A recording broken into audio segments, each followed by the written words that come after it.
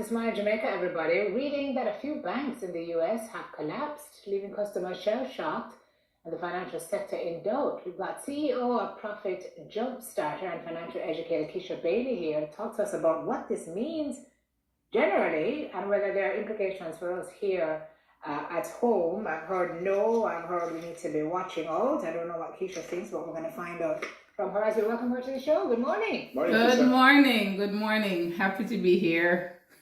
So I hear Neville asking during the break, what the bank collapse? What do you mean the bank collapse? What does that mean? Well, several banks have collapsed, not just one at this point. So let's just go back through the journey of it, the history. This all started around March 10th, where Silicon Valley Bank, which is a big bank, they call it a regional bank in the US, it's in the California area. That bank started seeing a lot of people come and pull deposits out. And the thing with banks is that banks are good depositors of their money, but when everybody comes at the same time for their money, it creates a run on the bank. So that was a big problem for Silicon Valley Bank because a lot of their depositors are these big tech companies which have very large balances. And so by the time all the depositors lined up to come and pull their monies out, they weren't pulling 1,000 or 2,000 US. They were pulling out millions of US dollars. That created a run on the bank because Silicon Valley Bank was not ready to make these large deposits and all at the same time. So what happened? The FDIC had to step in to say, well, deposits in the US are insured up to $250,000 US, but still the bank balances with Silicon Valley Bank were much larger than this. So a lot of persons were worried. They're saying, well, how am I going to get back my millions of dollars? So the US government stepped in to say, we are going to make sure all depositors get back their money. But the money has to come from somewhere. Still money. It has to come from somewhere. The next bank in the list was Signature Bank, which is a bank for now cryptocurrency firms. And we know that last year was a very rough year for crypto firms. So that bank too was struggling. And the firms went back to Signature Bank as well to start pulling out funds. Another bank again, big deposits. So the US government had to step in again to say, well, depositors, don't worry. We're going to get you back your money. Next bank on the list now is First Republic Bank. They are not a regional bank in the US and they are seeing similar problems, but no, tight on money, tight. So here, the bigger banks in the US, your JP Morgan, Bank of America, Citibank, they stepped in to give $30 billion to First Republic Bank so that they could pay back their depositors. And the plot now thickens overseas to Switzerland. So Credit Suisse, which is the second biggest bank in Switzerland, and it's been recognized as a systemically important bank across the world. Big Credit Suisse. They've been having a lot of problems for years.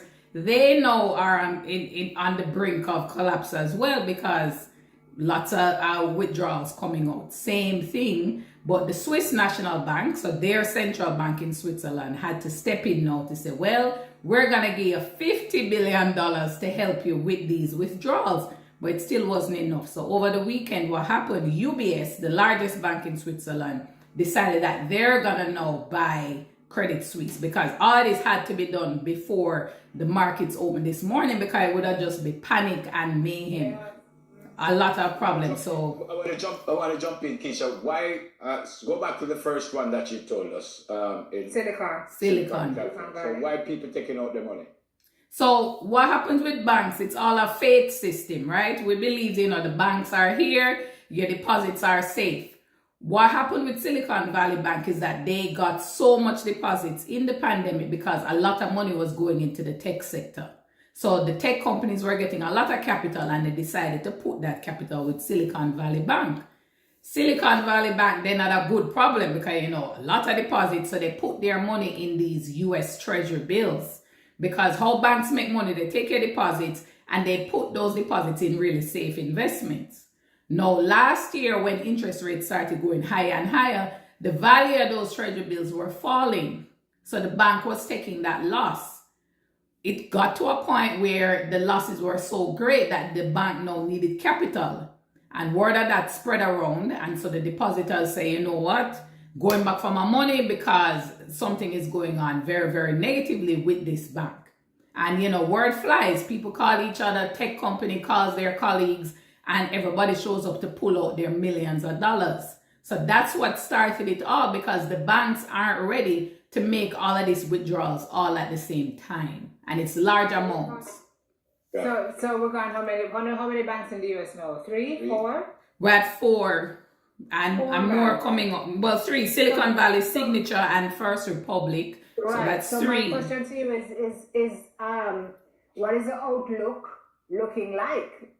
Lots of panic now. I mean, the investors generally in the US are panicking. Depositors, because think about it, if you have any money at this bank, over 250,000, because the first 250,000 is insured by the US FDIC, but a lot of people have millions of dollars, so they are worried. They need to get back the money, and a lot of persons are panicking. And that panicking is being felt with the banks collapse, and also the share prices for these banks, they're falling. So Keisha, collapse mean them done, or they will be back? What collapse actually mean? Collapse mean bank is bankrupt. And so you may have other companies now trying to buy them. They cannot make their payments back to the depositors. So think about you putting in your money in the bank and you're going back for it and it's just not there. Bank lock. Can't go in, can't access your money. So a lot of panic. And obviously, I mean, geez, what's the worst case scenario as you see it? Well, the thing is that the US government has stepped in to say, well, depositors, you are getting back your money. The US is also speaking with the bigger banks to say, all right, can you help a situation out here and lend some money to these smaller regional banks? The latest company being tapped now is Warren Buffett, Berkshire Hathaway, to say, hey, you know, Warren Buffett, can you come in and save some of these regional banks? Because he's been known to, you know, make really great investments for companies that are struggling, that he sees some value in. So that's where we're at now in the US. Talks with Warren Buffett to see if he now can step in with his company to inject some money into these banks. The thing is, at the top of the interview, Sim kind of wondered if we should be concerned in Jamaica about all this. Anything we should be concerned about? Anything? Well, we always have to be concerned because US sneeze, we catch a cold over here, and that's literally has happened. So for persons who are companies who may do business with these banks overseas, you have to, you know is the time to go check and make sure to find out what's happening with your deposits there. Can you access them? Also, you know, that $250,000 limit is important. So you have to diversify your deposits across banks. You can't have just large lump sums with one bank. And a lot of persons and companies, they do that. You know, they have all of their deposits, all their money with this one institution. So if the bank go down, you know, bear problems for you. So we have to think about, 1, diversification with our money, if we have money with any of these banks. And 2, if you have money with a bank that lent to these banks, you also need to be concerned, because the money has to come from somewhere eventually. If your bank lent money to a struggling bank, who's going to give your bank the money back? Right? It's a domino effect that's kicking off. So diversification now more than ever is important with the deposits. And, you know, of course, trust but verify. Know where your money is. Know the company you're putting your money is. And that's something you take across the world, not just for the US. Even here in Jamaica, you have to take it as well. Trust but verify. Yeah. Thank you so much, Keisha. CEO of Profit Jumpstarter and financial educator, Keisha Bailey.